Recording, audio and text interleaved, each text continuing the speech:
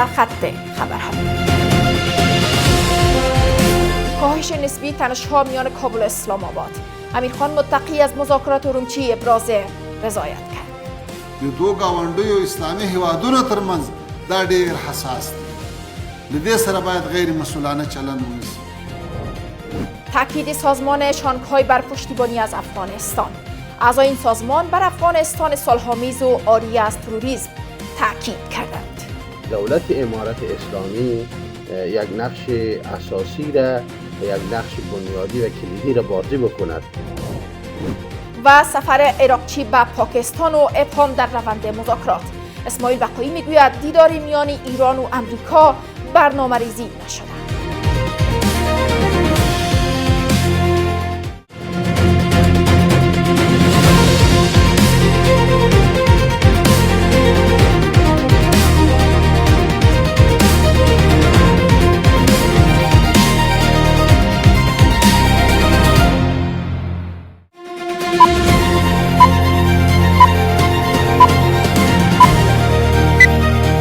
سلام، به میز خبر از آفاق خوش آمدید. امروز شنبه 5 سور 1405 هجری خورشیدی که مصادف است با 25 اپریل 2026 میلادی. مشروع خبرها. امیرخان متقی وزیر امور خارجه امارت اسلامی در مراسم فراغت دیپلمات‌ها در کابل گفت که مذاکرات اخیر با پاکستان به میانجیگری چین در ارومچی مثبت بود. او در این نشست گفت که باید در روابط با پاکستان دقت و مسئولانه برخورد شود. او همچنین با اشاره به اظهارات برخی از چهره‌های امارت اسلامی درباره پاکستان گفت که نباید عقده‌های شخصی در روابط با کشورهای همسایه دخیل شود. اناهیتا اندر با شرح بیشتر.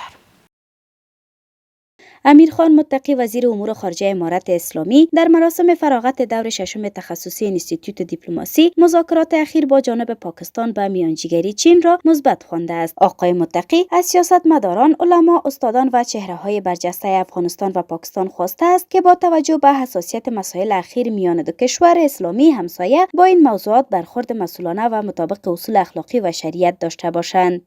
بیا وروستي مذاکرات د چین هیواد په منځګړیتوب په اورمچي کې ترسره سو.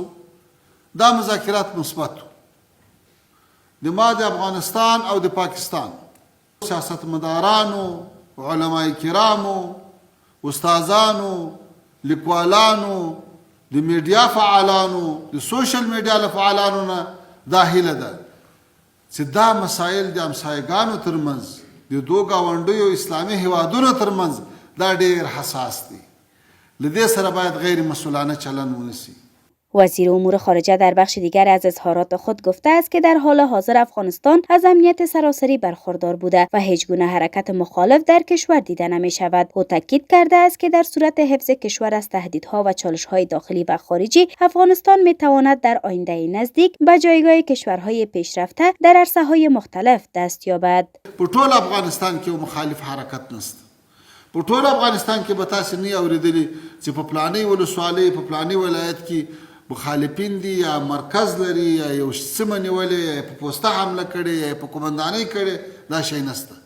خو الحمدلله په مجموع کې د هیواد ټول قومونه، ټول سیمې، ټول خلک دا یو بل ته لاسونه ورکړي دي. وزیر امور خارجه در این مراسم تاکید کرده است که نباید منافع ملی تحت تاثیر اختلافات و انگیزه‌های شخصی قرار گیرد. با گفته او این گونه موضوعات نیازمند دقت جدی و پیروی از دستورات امیر است. متقی افزوده است که هیچ فرد نباید برای خود مقام امیر را قائل شود، زیرا چنین رویکرد جامعه را به سمت فروپاشی سوق می‌دهد. هیڅ څوک باید د وطن په لویو مصالحو کې، په اسلامي مصالحو کې، په ملي مصالحو کې باید دلته د چا شخصي عقدې ونه چلیږي.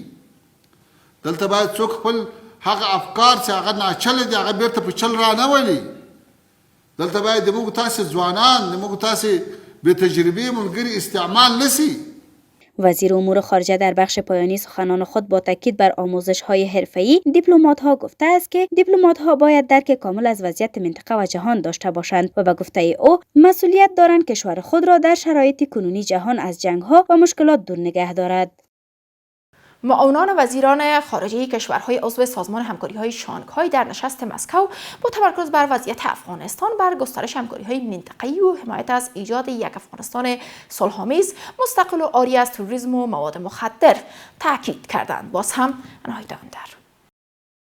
وزارت امور خارجه روسیه اعلام کرده که معاونان وزیران خارجه کشورهای عضو سازمان همکاری‌های شانگهای در نشست مشورتی در مسکو درباره گسترش همکاری‌های چند جانبه، وضعیت افغانستان و تحولات منطقه گفتگو کردند. سرگی لاوروف وزیر خارجه روسیه میگوید که اشتراک کنندگان در این نشست تاکید کردند که افغانستان باید به کشور عاری از جنگ، تروریسم و مواد مخدر تبدیل شود و از ایجاد یک افغانستان مستقل، بی‌طرف و صلح‌آمیز حمایت کردند. لاوروف افزوده است که در چارچوب این دیدگاه موضوعات چون گفتگوی عملگرایانه با امارت اسلامی، از سرگیری فعالیت‌های گروه تماس سازمان همکاری‌های شانگهای افغانستان و سازوکارهای تامل مورد بحث و بررسی قرار گرفته است. در این راستا چشمانداز گفتگوی عملگرایانه با امارت اسلامی از سرگیری فعالیت‌های گروه تماس سازمان همکاری شانگهای افغانستان و سایر قالب‌های تعامل مورد بحث قرار گرفت. همچنین تأکید شد که کشورهای عضو سازمان همکاری شانگهای از ایجاد یک افغانستان مستقل، بی‌طرف و صلح‌آمیز، عاری از تروریسم، جنگ و مواد مخدر حمایت می‌کنند. در همین حال شمار از آگاهان ثبات در افغانستان را نیاز جدی می‌دانند و تاکید می‌کنند که در مبارزه با مواد مخدر و تامین امنیت پیشرفت‌های صورت گرفته و ادامه هماهنگی‌های منطقه‌ای می‌تواند زمینه‌ساز ثبات پایدار و جلوگیری از بازگشت بحران در افغانستان گردد. افغانستان باید په ټولو برنامو کې شریک شي چې تر څو پورې افغانستان دوباره د ستونزو سره لاس و ګریوان نشي. دا د شانګهای د تړون د غړو هیوادونو مسؤلیت هم دی او علاوه د دې نه اړتیا یې هم ده، ځکه افغانستان داسې یوه نقطه ده که چیرې بیا د ستونزو سره لاس و ګریوان کېږي، په صورت کې به ډېرې لویې ستونزې د شانګهای غړو هیوادونو دپاره رامنځته کړي. در رابطه با رونق دهی مسائل اقتصادی در افغانستان داشته باشد، میتونه یک همکار و یک شریک خوبی برای کشور افغانستان باشه و همچنان برای به رسمیت شناساندن دولت امارت اسلامی یک نقش اساسی را و یک نقش بنیادی و کلیدی را بازی بکند. در حال معاونان وزیران خارجه کشورهای عضو سازمان همکاری‌های شانگهای بر گسترش همکاری‌های چند جانبه با افغانستان تاکید می‌کنند که امارت اسلامی بارها اعلام کرده که وضعیت امنیتی کشور بهبود یافته، کنترل در بخش‌های مختلف تقویت شده و زمینه برای همکاری‌های منطقه‌ای و حرکت به سوی ثبات پایدار بیش از پیش مساعد گردیده است. و در خارج از کشور، پس از سفر عباس عراقچی وزیر خارجه ایران به پاکستان، اسماعیل بقایی سخنگوی این وزارت اعلام کرده که هیچ دیدار میان ایران و امریکا برنامه‌ریزی نشده است. کارل وینلویت سخنگوی کاخ سفید همزمان با سفر عراقچی به پاکستان اعلام کرده که یک هیئت امریکایی به رهبری استیو ویتکاف و جارد کوشنر عازم پاکستان خواهد شد. حضرت محمدی بیغش. پس از تمدید یک جانبه مذاکرات تهران و واشنگتن از سوی ترامپ و احتمال از سرگیری دور دوم مذاکرات میان ایران و امریکا، عباس عراقچی وزیر خارجه ایران و از اعضای کلیدی هیئت مذاکره کننده این کشور به پاکستان سفر کرد. عراقچی در بعد ورود از سوی اسحاقدار معاون نخست وزیر و وزیر خارجه پاکستان، عاصم منیر رئیس ستاد ارتش و شماری از مقامهای ارشد این کشور استقبال شد. اسماعیل بقایی سخنگوی وزارت خارجه ایران گفته که هیچ دیداری بین ایران و امریکا برنامه‌ریزی نشده و مواضع تهران از طریق طرف پاکستانی به واشنگتن منتقل می شود. عباس عراقچی در این سفر با مقام‌های عالی رتبه پاکستان درباره تلاش‌های میانجیگرانه برای کاهش تنش‌ها و برقراری صلح در منطقه گفتگو خواهد کرد. هیچ دیداری بین ایران و امریکا برنامه‌ریزی نشده است. نظرات و ملاحظات جمهوری اسلامی ایران به طرف پاکستانی منعکس می‌شود. دونالد ترامپ رئیس جمهوری آمریکا گفته که ایران قصد دارد پیشنهادی را ارائه کند که هدف آن برآورد کردن خواسته‌های آمریکاست. او به خبرگزاری رویترز جزئیات این پیشنهاد را ارائه نکرد، اما تاکید کرده که هر گونه توافق باید شامل توقف غنیسازی اورانیوم از سوی ایران و آزادسازی تردد نفت در تنگه هرمز باشد. در همین حال کارلین لویت سخنگوی کاخ سفید همزمان با سفر عباس عراقچی به اسلام آباد اعلام کرده که یک هیئت آمریکایی به رهبری استیو ویتکاف و جارد کوشنر روز شنبه عازم پاکستان خواهد شد.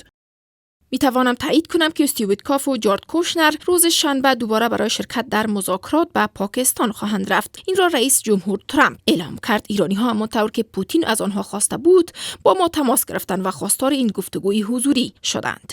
با این همه منابع از قول مقامات آمریکایی اعلام کردند که در صورت پیشرفت مذاکرات با تهران، جدی وانس معاون رئیس جمهور آمریکا آماده سفر به پاکستان است. گفته می شود که وانس به دلیل غیبت محمد باقر قالباف به اسلام آباد سفر نکرده. ایران و ایالات متحده در 11 ماه اپریل در اسلام آباد گفتگو کردند. قالباف رهبری هیئت ایرانی و وانس رهبری هیئت آمریکایی را بر عهده داشتند. تهران و واشنگتن پس از برگزاری مذاکرات تایید کردند که به دلیل موجودیت برخی اختلافات نتوانستند به توافق برای حل و فصل بلند مدت این درگیری‌ها دست یابند. همکنون همه نگاه‌ها به دور دوم گفتگوها میان ایران و آمریکا دوخته شده. پرسش اصلی این است که آیا دو طرف در مسیر صلح پایدار گام برمی‌دارند یا خود را برای دور تازه از تنش و رویارویی آماده می‌کنند؟